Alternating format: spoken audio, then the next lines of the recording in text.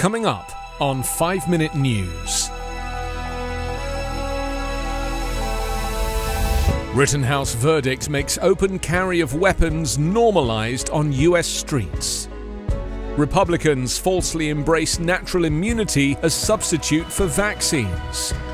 And far-right politicians set to win first round of Chile's presidential elections. It's Monday, November 22. I'm Anthony Davis.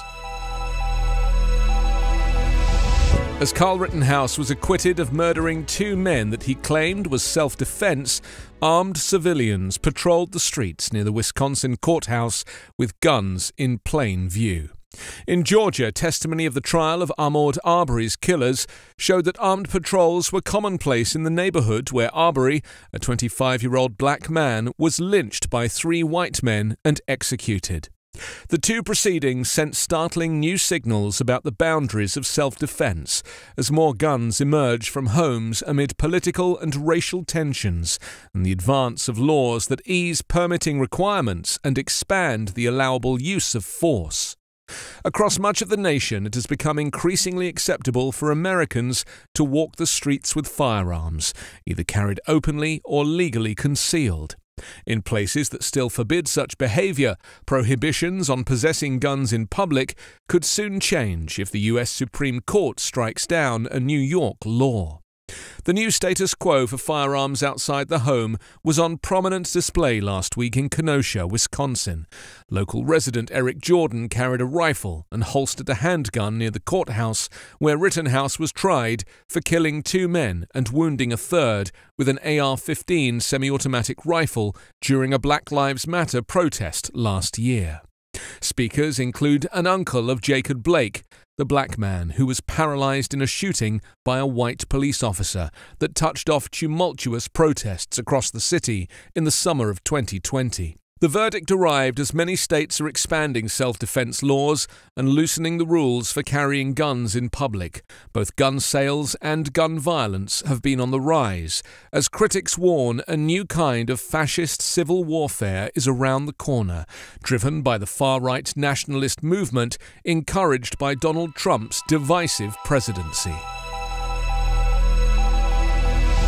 Republicans fighting President Joe Biden's coronavirus vaccine mandates are falsely wielding a new weapon against the White House rules: natural immunity. They contend that people who have recovered from the virus have enough immunity and antibodies not to need COVID-19 vaccines, and the concept has been invoked by Republicans as a sort of stand-in for vaccination. Florida wrote natural immunity into state law this week, as GOP lawmakers elsewhere are pushing similar measures to sidestep vaccine mandates. Lawsuits over the mandates have also begun leaning on the idea.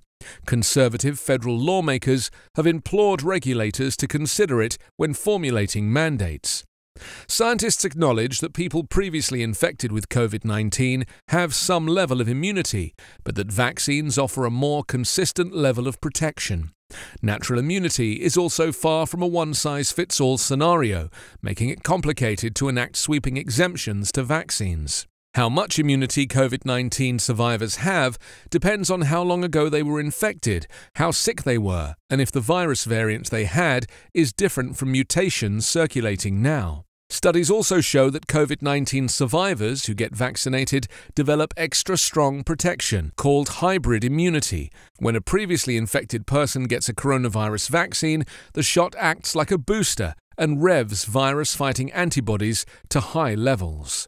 The immunity debate comes as the country is experiencing another surge in infections and hospitalizations, and 60 million people remain unvaccinated in a pandemic that has killed more than 770,000 Americans. The U.S. government's chief medical advisor, Dr. Anthony Fauci, warned on Sunday that time was running short to prevent a dangerous new surge of COVID-19 infections from overwhelming the upcoming holiday season. The far-right populist Jose Antonio Cast is on course for a convincing victory over former protest leader Gabriel Boric in the first round of Chile's presidential election. With more than 50% of the votes counted, Cast led Boric by 4 percentage points.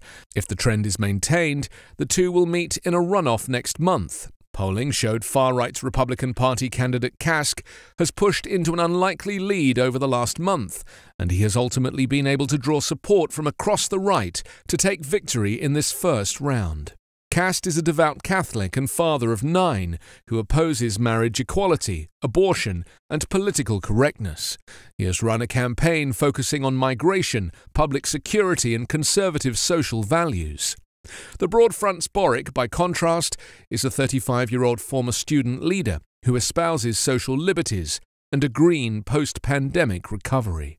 The result suggests that Kast's hardline stance on several big issues resonated more with voters than Boric's plans to expand and improve Chile's social welfare system. But abstention is often high in Chile.